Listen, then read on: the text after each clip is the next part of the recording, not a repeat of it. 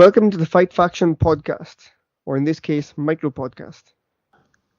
Today's hosts, Aidan and Dean, and we're here to talk about a couple of topics. First of all, Shannon Briggs will go for a British boxing licence and eyes a UK fight. Thoughts?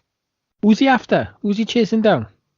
It haven't said. Initially, he was calling out everybody, like Tyson Fury to Tony Bellew to David Haye. So who could be his target, though? It can't be Tyson Fury because obviously he's got somebody else in mind. I wouldn't be surprised if it's someone like David Price. Oh, it won't be Joe Joyce, would it? No.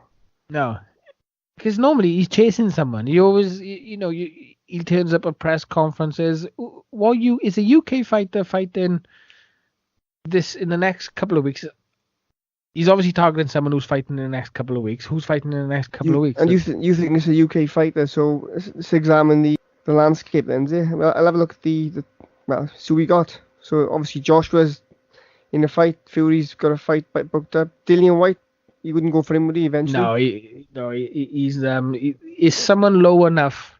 I won't be surprised if it's Tony Bellew. You know what? He could come back out of retirement for that. Yeah, his money.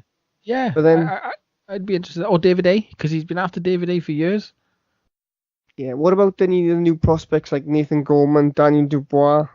There's no name. There's nothing attached to their names that would make Shannon Briggs crash a thing. He's coming over, and is someone retired, or someone, Derek Chisora? Possibly. Do you know, I just looked at the rankings and the 13th best fighter still fighting is Danny Williams. God, he got beaten up by like a junior middleweight a couple of months ago, didn't he? He's 53 wins, 26 losses. So it won't be him. I won't be surprised that he's going to bring either David Haye or Tony Bellew out of retirement. Right. I loved the idea of David Haye versus Shannon Briggs a couple of years ago. I thought it was a very dangerous fight for David Haye. And you know what? That's the sort of fight which might get Haye back in training. Yeah, if he comes back and decides he's just an attraction and he's coming for these type of fights, people will tolerate him a lot more. But What's wrong with Tony Bellew? I think Tony Bellew doesn't want to go out with that cruiserweight loss the way he did. Step up, fight Shannon Briggs, make a bit of money. Yeah, but then he's always saying his money. missus is in control, so... He's a whiny bastard, though, so she'll probably have a couple more months of him hanging around the house and then sign him up for it anyway. Yeah. I get the same thing. It's like if I'm working too much overtime, why are you working overtime? But if I mention a holiday, it's like, oh, okay, stay in work. Yeah, get over. Oh, Shannon Briggs. Yeah. So next up now, it's a bit of other news. Right, Sean Porter believes his pay-per-view fight against Errol Spence is next. Do you think that's going to happen, or do you think it's going to be somebody else? I don't know. That's a tough one because neither of them are really proven to be a pay-per-view draw, have they? No. And it's not a fight that I think we've kind of seen Sean Porter's level, and we're still trying to find out Errol Spence's. So I hope that fight doesn't happen. It's not something I'd get excited for. I suppose it's inevitable if they both throw any names about at the moment, and they tied with the same promotional company. Yeah, PBC, is it? They got them all on. No, that's happening then. That's next then. Unless Pacquiao gets involved with one of them, that's the fight that's happening next. But surely that's a suspense victory, isn't it? Yeah, I'd say so. But Pacquiao now, I don't think he's going to get the Mayweather fight for some reason. And what do you think? Yeah, I wish he would, but I don't think I'm going to be that lucky to see Mayweather Pacquiao too. No. I can't see where Pacquiao goes though. And Amir Khan now is saying Terence Crawford is bitten off too much and Yam fought no one as good as him. So. My prediction, 18 months from now, the undisputed welterweight champion of the world will be Amir Khan. Yeah, fair play, he doesn't duck people, does he? So no, he's too brave for his own good. But Bob Adams also saying that he's already looking forward after the Khan fight for the Spence fight with Crawford. So he's saying one thing and then PBC is saying another. I mean, I don't think Khan has ever watched a fight that he's lost? Has ever watched one of his own fights he's lost, right? Because if he had, he wouldn't be feeling as unbeatable as he does. No. Because he can't have ever watched a fight where he's gone Bambi legs in. It's a bit like Thomas Hearns when he got chinned. He never believed he can get knocked out again, so he just kept fighting the same way, didn't he? So. Didn't he? He had a really suspect chin towards the end. So. Yeah, Amir Khan. I bet Amir Khan gets dropped a few times in sparring. You can't tell me that he doesn't. Where's this belief coming from? Yeah. Who's he surrounded by? What would you do if he was your friend? You wouldn't be putting him in with killers.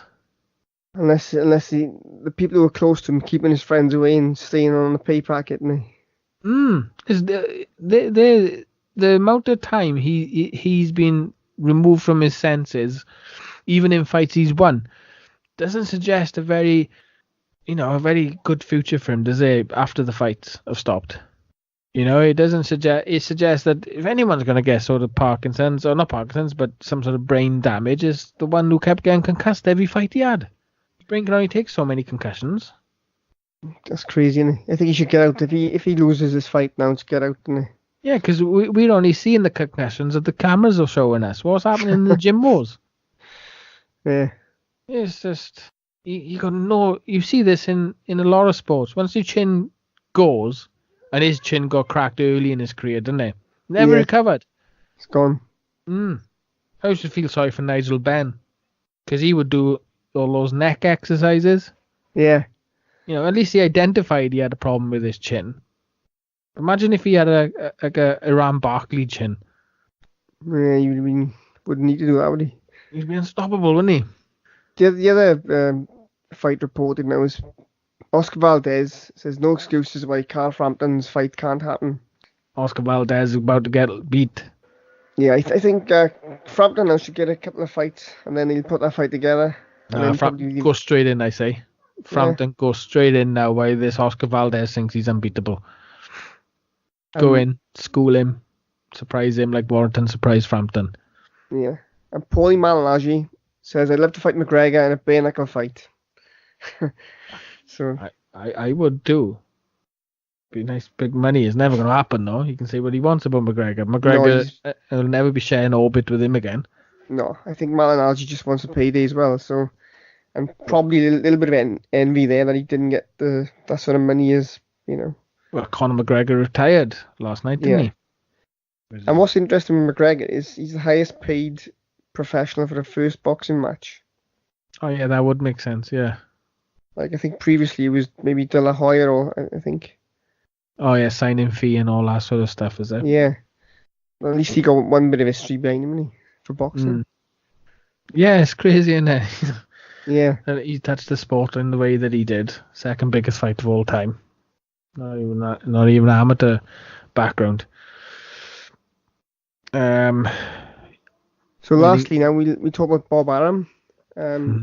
He's saying Anthony Joshua should be on ESPN, and that Ed Hearn is using Joshua to build up his other brand. I think the proof is in the pudding there, with the money. I love how Bob Arum and these promoters, they don't understand what hypocrisy means. They'll criticize other promoters for following their blueprint they set years ago. How many times has Bob Arum, stalled another fighter's career? Look all the fights we were forced to see Pacquiao take in his prime. Yeah, 3 times for Bradley and 4 times for Marquez. Yeah, there's 7 fights there that only had to happen twice. He should have kept him away from Marquez after the draw. It was just so Bob Arum is essentially criticizing Barry Hearn for paying homage. Yeah, it is. Barry Hearn's doing an amazing job with Anthony Joshua, because his job is to make Anthony Joshua rich and famous. And Anthony Joshua hasn't had an easy fight. He might have made a fight. Yeah. It's absolutely ridiculous the people jumping on. You put Joshua's record side by side with any other heavyweight right now, other than probably Dillian Whyte, and he's head and shoulders above everyone. Yeah, no other fighter after 22 fights, 23 fights has done what he's done recently. No. So we forget that that's the many fights he's had, and he's had two unification fights if you count the Klitschko was up for a vacant WBA. Then he had the WBO, and he just scooped up 3 belts, and everyone says he's a coward. Then you got Tyson Fury fighting that Tom Schwartz. Yeah, that sounds like a decent, interesting sort of like matchup that could be, because an unmotivated Fury could well turn up that night. Yeah, and Schwartz is in the same position as Anthony Yard. Nobody knows how good he really is, and he could step up, couldn't he? Echoes of Axel Selch and George Foreman, maybe. Yeah, another one. I'm trying to think what. So that fight with Schwartz now is on the 15th of June, Las Vegas. So it's going to be an interesting one, isn't it? I can't believe they got that fight past the paymasters. ESPN paid all this money, and they're like, okay, you tell us who you're going to fight next. And we're like, Schwartz. And you're like, ooh. You're like, oh, trust us. He's the number 1 contender for one of the belts. We can sell that. It's like, oh my God. I know the heavyweight. And I watched that last bit thinking he'd be fighting, Schwartz would fight Ajit Kabayel, and then the winner might be a more better position to fight Tyson Fury, but as it is now, it's straight in the deep end. Yeah. I'm still happy with the 3 heavyweight fights. It's still going to be an interesting 2 to 3 month cycle. Yeah. And it's good because, the matchups are not great, but it's like, is anyone going to step on the banana peel? Is one of the top 3 going to... And lastly, I think Dillian Whyte now is waiting for WBC to get back to him to say what the status of his mandatory contender status is and when he's going to get his shot. So I think the same thing's happening with Luke Campbell as well. So it's two bits of news to wait for now. Dillian Whyte couldn't even buy a belt in Top Man right now. Let alone fight for the heavyweight champ. Poor Dillian Whyte. That's another little story on its own as well. I'll enjoy that as well. Yeah, but I'm blaming Eddie, and he should have just jumped on it and said, right, we just got a court. He forced the fight if he's number 1. He's been number 1 for a long time, so... Well, there was a rumour, there was a headline today saying that Tyson Fury could be installed as Joshua's number 1. Mandatory for one of the belts that Joshua got. Perhaps that's I wonder if that's what they're doing with the Schwartz fight. Stealing the WBO ranking. But they can't top Whyte. Unless Whyte fights for the WBC, that ranking's going to still be number 1 for Whyte. So he has to fight, 12 months from now, Anthony Joshua's still undefeated. How many belts does he have? That's a big question. Might just be having 1. Yeah, or 2, yeah, because the WBO, if they force that fight too soon and Fury's in position, but that would mean also that Dillian Whyte would have had his shot, so that's all dependent on which way Whyte goes, isn't it? Either the Joshua fight or the Wilder fight, so he's in not a bad position there. Have they given any opponent for Dillian Whyte at all? Any talk since the Brazil fight fell apart? Nope, nothing yet. Do you know what they should do? They just go in with Ortiz, I think. Get him with Ortiz. That would be the best fight out of the bunch. That'd be an amazing fight. Right, guys, let's wrap it up now, and thanks for listening.